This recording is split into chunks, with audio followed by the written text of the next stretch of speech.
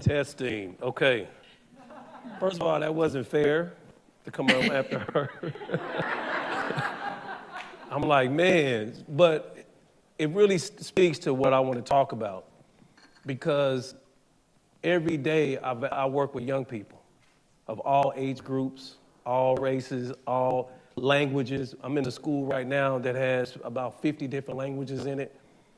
But one thing I find, no matter where I go, whether I'm in suburbia, whether I'm in the ghettos, whether I'm in the inner cities, the young people still seem second level or second class. And it's like, when I see young people, I will ask a mother, how old is your daughter? Oh, she's 11 months old. Hey, welcome to Earth. And it's like, when do we start to look at how do we welcome our young people? And we wonder how the gangs get them. We wonder how the criminals get them. We wonder how they form mafias and cartels. It's because we haven't poured into them. And now, as I'm listening, I see what's happening with us. A lot of us are going through life. We become adults and we get so far removed from that child in us because we've gained degrees, we've gained privileges, we've gained levels in business, on the job, and we've been so far removed. We want success. America sells us, we all want Lamborghinis and yachts. But what that does is it means that some young person somewhere is left alone. When I wake up, I wonder how many young girls and young boys were touched last night. 4.9 million children murdered around the world every year. 4.9 million children murdered around the world every year. You would think we would sound the same alarm we hear when a tornado comes, but we don't. Children being murdered, silence and hollowness left in that family. Children that could be saved. We don't see them as superheroes anymore. We see them as liabilities and not assets. But look at us. Look what we've come through. Look what we all survived. Many of us have hidden stories. But remember, your story is hidden. It's your past story. For so many of our young people, it's their current story. Think about that. Your past story, your past experience is their current experience. How can we dare not tell them that they are superheroes? Think about this. For the only reason we exist today, the only reason you get up and you go to work, the only reason we keep building more highways and putting up towers is for who? It's the people that come after us. If every child 18 and under disappeared today, everything that we do and say would be irrelevant from this point on. We have no point of making new cars. There would be no point of building new skyscrapers. No point of making fresh airplanes or doing more electric cars or anything. Because 100 years from now, that means all of us will be gone. All of us. And when I walk into school and I ask the question, how many of you all are being bullied? And 80% of my students raise their hand. And we're talking third, fourth, and fifth grade people. I ain't even talking about middle and high school. I'm talking about third, fourth, and fifth graders. Raise their hand. I said, okay, put your hands down. Raise your hand if you're currently being bullied. A third of them raise their hand. In a school full of adults, children are being bullied under their noses because we still see them as what? They're just cattle. Just this thing in the way that we got to get through to the next grade. How do we expect them to become these true adults and see us for what we're supposed to? We're supposed to be this superhero to them, but we're not that. And I wish I could just open up a whole gate and just be able to talk to every young person and say, please forgive me for not being man enough, not being bold enough, not being warrior enough to stand up and fight for you, no matter what it costs. They need us to have a voice for them. We don't show up in the courtrooms for them. We blame them for the lifestyle that they were born in. We blame them because they wasn't raised with the mom and dad that we have. We blame them because they wasn't raised in the house we were raised in. How is that fair? How is that fair? That a 8-year-old can go to mom and say, Mom, I've been touched by your boyfriend, and then get hit by moms and say, you shut up. I don't believe that. He would never do that. Where does she go with that? And let alone being a boy, especially if a boy that's touched by a woman or an adult female. Let me just take that back, because a woman wouldn't do that. Men and women don't harm children. But the fact that even that boy couldn't even speak up because people would laugh at him. Especially if a boy said, "Mom, your best friend, I'm only 12, she kissed me in my mouth." If he tell his uncle that, then his uncle gonna laugh at him. "Well, boy, you should have enjoyed it." Like, what? She shouldn't be touching me. She shouldn't, where do I fit in? Where's my space? We only celebrate children, we only recognize them in two areas: when they first get here and if they're killed. When they first get here or when they're killed. When they first come, we got the cameras out. We doing all these balloons, and if it's pink or is it blue, we bring stuff to them for the, especially you grandmothers, and y'all show up with everything for them. But man, it's the process right before we lose a child. Then we show up again with different balloons that we want to release, to talk about them, to recognize them, to cry over them. But we didn't show up for them when they were here. And that's got to be the key that we have to look at. Do we truly value our children? You can't see it when it comes to politics, because the bad guy can touch, a guy could get less time in prison for sleeping with a 5-year-old than an 18-year-old selling illegal drugs to a 50-year-old. That 18-year-old get more time in prison, federal time, and we'll go after them like they just this evil person. Well, how dare you sell these drugs to the community? But then here this guy, 50, 60 years old, sleeping with a 5-year-old, a 10-year-old, a 13-year-old, and he barely gets 5 years in prison. Show me how as a young person, you would feel like this place cares about you. That we care more about an adult than we do the children.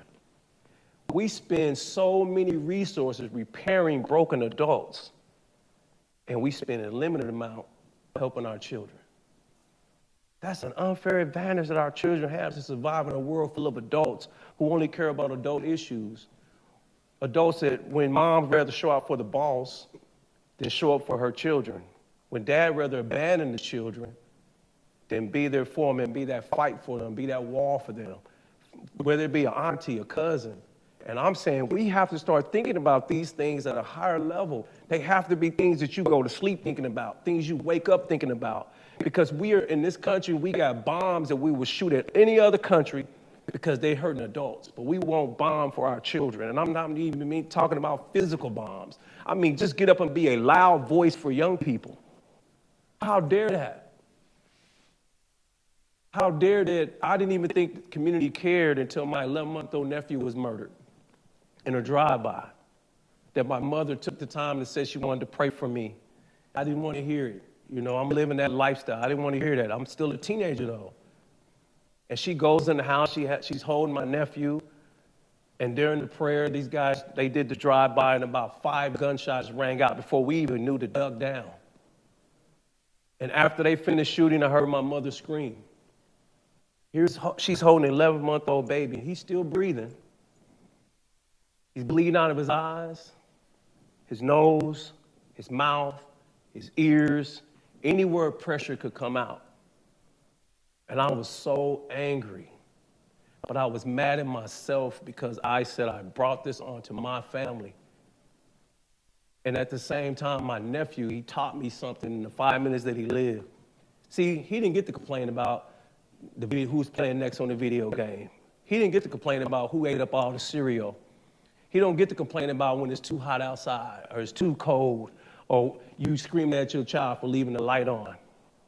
He doesn't get to do those things. And it taught me something. That this little baby took a bullet to the back and went through his body and lodged in his cheek. And for 5 minutes, he lay there just looking at us. And I was like, who am I to complain? Who am I to complain? But it was grown folks that showed up in that yard 2 weeks later in a circle praying for my family that made me realize somebody does care. But listen, you all, it shouldn't have took my nephew's life being sacrificed before grown folks showed up to this family to say we care. And my ask is that if you just took out of 30 days of your life, each month, just told 10 children that you love them and they're important to us. And I say the word us, that means they're important to this world. Reminding children that we value them, that they're the reason, that they're our sole purpose for waking up. They're our sole purpose for the fight, not just with these, but with here and here. This is easy. The hard stuff, men in the room, is you can stop to tell your son how important he is, how powerful he is, and that he is your superhero. And then stop to tell other children the same thing. When I walk into school in the mornings and I see all them little bitties around me, 3rd, 4th, and 5th grade, they say, Mr. Ossco, why are you so happy? I said, do y'all not understand I get to hang out with the most important people on the planet? One little girl said, you talking about, my mama's the most important person. I said, go home and ask your mama who the most important person is. And when she came back that following week, when I came back, she said, my mama said I am. Exactly. But I said, you all are the most important people on the planet. You all are my superheroes. We don't know what they go through. We don't see their tears. All we know is the outcomes, and when they become teenagers, they become these things that have attitudes. They become fast-tailed girls. They become talkative, and they talk back. But do you not understand that comes from somewhere? And if you get out of your God complex long enough, then you can say, wait a minute, this little girl is having issues. There's something that's fueling that. This little boy, the way he acts, this teenager, something is fueling that. So I had to remove myself out of the way and find out what is bothering you, man. What happened? Young lady, what happened? The police came in last night and took my mother to jail. Now I had to fix breakfast and for the 6-year-old, the 10-year-old, and the 11-year-old. And we don't know when mama's coming back. Well, did you tell the teacher? I don't trust them. I look at them as the enemy. And I said, what? Let this teacher know before you get kicked out because you didn't bring anything to class. And she told the teacher, do you know immediately that teacher said, oh my God. She went and got a notebook, got a pencil for her, talked to her, and they both cried together. But if we take the time to find out what is fueling this thing behind our youth and this attitude, the anger, we don't know when our girls are being touched. How am I sitting in a school and this girl knew me 2 hours in group? Listen to this. 16 years old, 2 hours in group. This girl been suspended, ISS, because she curses all the time and she talks back. I asked 2 questions. One, if you could change anything that happened in your past, 2 things, what would that be? When it came to her, she said she was molested from the time from 5 years old till she was 9. And that stopped because grandpa died. And when grandpa died, dad picked up. But dad wasn't her dad. He'd been in her life since she was 2 months old. And then stepbrother took over after that. From 5 years old to 15, and I got her in my group at 16. Why did she tell Mr. Ossco this after 2 hours of knowing me, but she'd been in the building 3 years, and none of these teachers knew that? We got to get that God complex off. Who are we? Who are we? And I hate to say this, but I got to say it. Y'all don't give me the mic no more. One thing I'm thankful that human beings all have in common is a butthole. Because even with that butthole, you think you God. You think you all that. But no matter if your house have 40 bathrooms or if your house have just 1 bathroom, it's all used for the same purpose. It's all used for the same purpose. And I never walk around thinking I'm better, bigger, or nothing. And like I tell every young person, the only thing that keeps Mr. Ossco even elevated above you is what I know. Let me teach you what I know, and we're going to elevate together. And it's okay, you all, to come down to that level to them and say, you are special, you somebody. And finding that little girl that just don't have any friends and say, you are powerful. I knew we was in trouble. And I can't even remember her name, and I hate it. She made the news. And some of the older people in the room remember that little girl that was in the pageant. Just a beautiful little blonde head. She had the lip. Look, see, y'all know. And she came up missing. And I said, as a black man, if this country don't fight for a little white girl like that, they're not gonna fight for me. If they're not gonna fight for this little bitty white girl, beautiful in a pageant, and she come up dead, then they're definitely not gonna fight for me. And if we don't turn this around as a country, with over 400,000 children coming up missing every year in this country, we haven't sounded one alarm. And what is this country waiting on before it wakes up, say, we're gonna fight for our children? Is there some super special family that we're waiting on their child to get killed first before we decide it's important now? Are we waiting on our own to die? What is that one thing that we're waiting on? And I hope that we don't have to lose 1,000 more children being abused verbally, mentally. What are we waiting on? And all I'm asking is that we take the time to look at our own walk, because there are little versions of you walking around the country every single day, and they've had your experiences and they're having it right now. And you have the power, because you overcame it, to go get them and let them know they're important. I don't have to know you. You don't have to look like me. You could have the blonde hair. You could be 30 years older than me, 40 years older than me. You could live in the suburbs. It doesn't matter. If you tell me I'm special, I believe you. Because when you tell me I'm nothing, I believe you. And it's up to us to tell our young people that they are something, that they are somebody. And we can change the trajectory of where our country is going, because we create new leaders that fight for little people, that don't forget when they were little, that do not forget when they were little.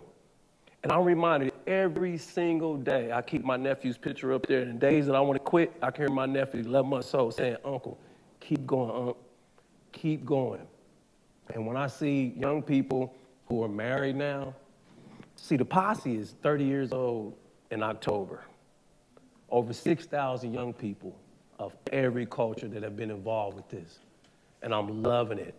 Even had students that had to translate to each other from deep down from Mexico, from South America, from Africa, just sitting in group laughing. And it took a minute, because I would say something funny, everybody would laugh, and then they would kick in after they was translated, kind of like what we got going on right now.